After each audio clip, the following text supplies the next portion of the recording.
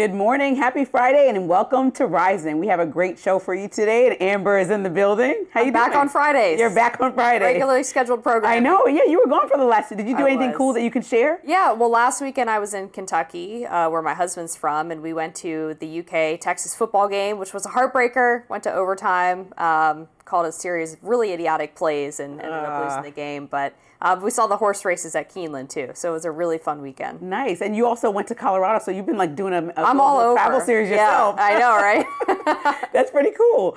Coming up, well, you tell us what's coming up on Rising, actually. All right, yeah, so coming up next, Vice President J.D. Vance blasted members of the Israeli parliament over their symbolic vote showing support for annexing the West Bank. Plus, Democrats and even one prominent President Trump supporter are criticizing the president's decision to pardon a former CEO of a major crypto exchange. And a truck driver has been arrested for DUI after a fatal crash in California, and the situation has sparked a new debate about illegal immigration.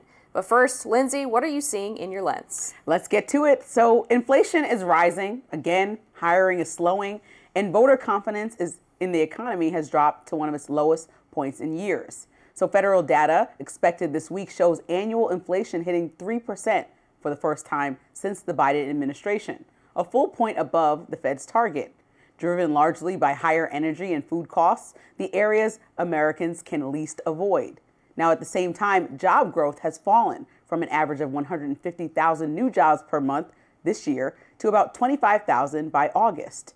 Research from Goldman Sachs economist Elsie Peng estimates slower immigration, reduced government hiring, and cuts to federal contract funding are costing the U.S. roughly 100,000 jobs each month, amplified by uncertainty in trade policy.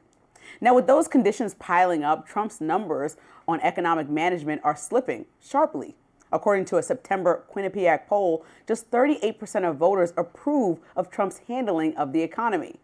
Now, Quinnipiac University polling analyst Tim Malloy called it, quote, a low watermark for a president who promised a vibrant and muscular economy. The White House, however, argues the opposite. In a statement to The Hill, a spokesperson said, quote, President Trump's economic agenda has tamed Joe Biden's inflation crisis, delivered real wage growth, and secured trillions in investments to make and hire in America. But a clear picture of what's actually happening is harder to confirm because the government shutdown has frozen nearly all federal economic reporting, except the CPI, meaning the country is effectively flying without instruments. Now, analysts warn that if the shutdown drags on, the blind spot grows and the economic fallout will eventually deepen. Meanwhile, the administration's foreign economic choices are drawing heat from both parties, especially the $20 billion support plan for Argentina's currency markets alongside a pledge to buy Argentinian beef when U.S. ranchers are already struggling with rising costs and shrinking herds. Beef prices are up 16% this year. Senator Deb Fischer said she expressed, quote, deep concerns to the White House, warning Nebraska ranchers, quote, cannot afford to have the rug pulled out from under them. Now, Senator Mike Rounds added that, quote, opening the market to even more foreign beef would only exacerbate the problem and hurt domestic producers.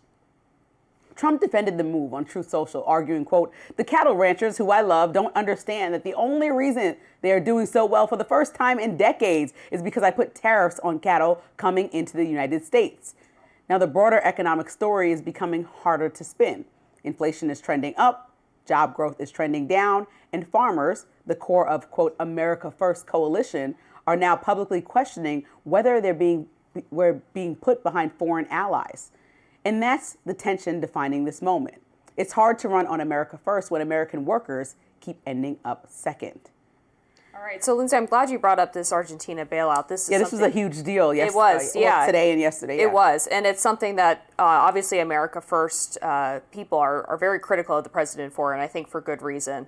I don't have as much of a sour picture on the economy as you do, though, as we do know this report that came in this morning on CPI saw it actually coming in below expectations. It was expected to hit 3.1%. It comes in at 3.0%. Markets are responding very bullishly in response to that, with futures skyrocketing. We've also seen a lot of other numbers that I think bode well for the general trend of the economy.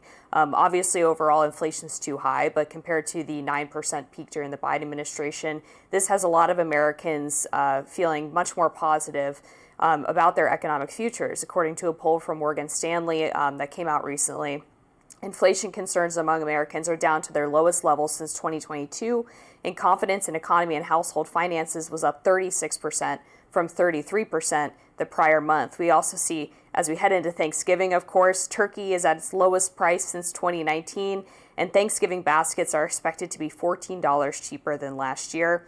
Energy was down 1.1% in July and gas down 2.2%. So while they slightly ticked up this month, still far below where they were at the beginning of the year. This is obviously a long-term economic strategy with the tariff policy, but I think the fact that inflation is staying relatively stable is a good sign that it isn't having this massive inflationary effect that most people anticipated.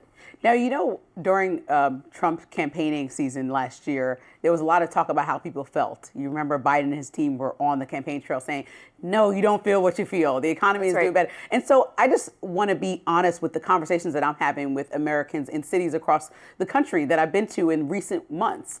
People feel really uncomfortable. I mean, articles that I've read. So we can see the numbers. It's the same thing, the same game that we hear from President Biden. We can say these numbers and we can argue about polls that change every single month.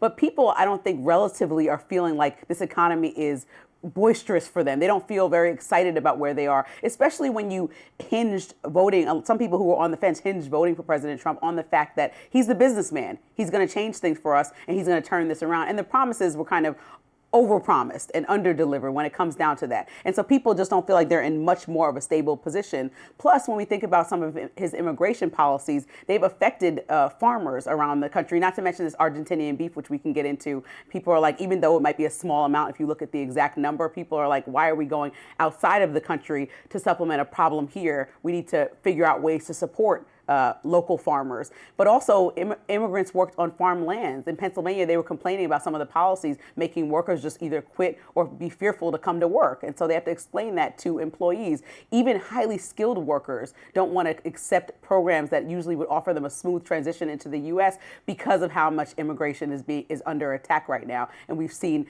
companies report that in the past, and people who were thinking about taking those positions from places like China or other countries saying, well, we're going to hold off for a second. So I think when you think about that, plus the uncertainty of tariffs, there is a relative concern about how people actually feel and then what policies are going in place, not to mention the big, beautiful bill and how that brought up our debt and it made people concerned about who are American workers, some of the most vulnerable, concerned about some of their medical coverage that are now exacerbated and concerned about because of these COVID era policies about to end. I think a lot of Americans have a lot of stress on their mind around economy and finance. And in this moment, when the government is actually not working and shut down, people are probably pointing the blame at the person who holds the highest honor, which is the president of our country. Well, I think you make an important point about how people feel versus the numbers, and that's totally a valid point to make. And I'm not saying that the economy is where it should be, but I do think some of the dire predictions from experts and economists are really overblowing the situation. On the immigration point, I do think it's important to, of course, delineate between illegal immigration and legal immigration. And one of the things that is often frustrating for American workers is that they see large corporations, and most of the farms that use illegal immigration are part of large corporate conglomerates. They have an opportunity to have seasonal agricultural visas, but instead they've decided to hire under the table, and American workers' wages get suppressed as a result. So at the same time that we're seeing job growth stall a little bit because of the lack of illegal immigration, as well as these federal job cuts, we also see real wages rising pretty significantly throughout this first 10 months of the Trump administration. And that's really why people voted for him, was because they were sick of wage stagnation. They were sick of their wages being suppressed by illegal immigration. So this is precisely in line with what they wanted him to do. And I think his tactic you may not agree with, but the overall goal is to bring everything back home to America. But some people just don't know about this long game in this moment where the economy doesn't feel that good to be trying this out right now. Yep. All right. And we're definitely going to continue to cover that. Coming up on Rising, President Trump has pardoned a former CEO of a major crypto exchange, but even one of his biggest supporters is now criticizing the move. We'll be right back.